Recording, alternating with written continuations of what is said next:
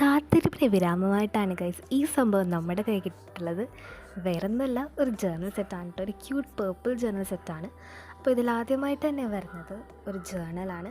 ഗ്രിഡഡ് ജേർണലാണ് കേട്ടോ നമുക്കിതിൽ വരുന്നത്. കുഞ്ഞു ബുക്കാണ്, നല്ല രസമാണ് കേട്ടോ കാണാനായിട്ട്. പിന്നെ 2 എൻവലപ്സ് വരുന്നുണ്ട്. അതിൻ്റെ കൂടെ കാർഡ്സ് നമുക്ക് വരുന്നുണ്ട് കേട്ടോ. മെമ്മോ കാർഡ്സ് കുറേ ഉണ്ട്.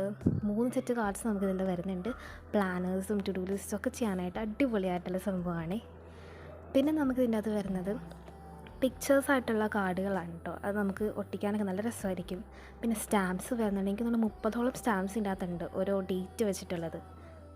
പിന്നെ നമുക്കത് ടേപ്സ് വരുന്നുണ്ട് കേട്ടോ. 2 ടേപ്സ് വരുന്നുണ്ട്. ഒരെണ്ണം പ്ലെയിൻ ആയിട്ടുള്ളതും പിന്നെ ഒരെണ്ണം റൈറ്റിംഗ് ഉള്ളതും കേട്ടോ.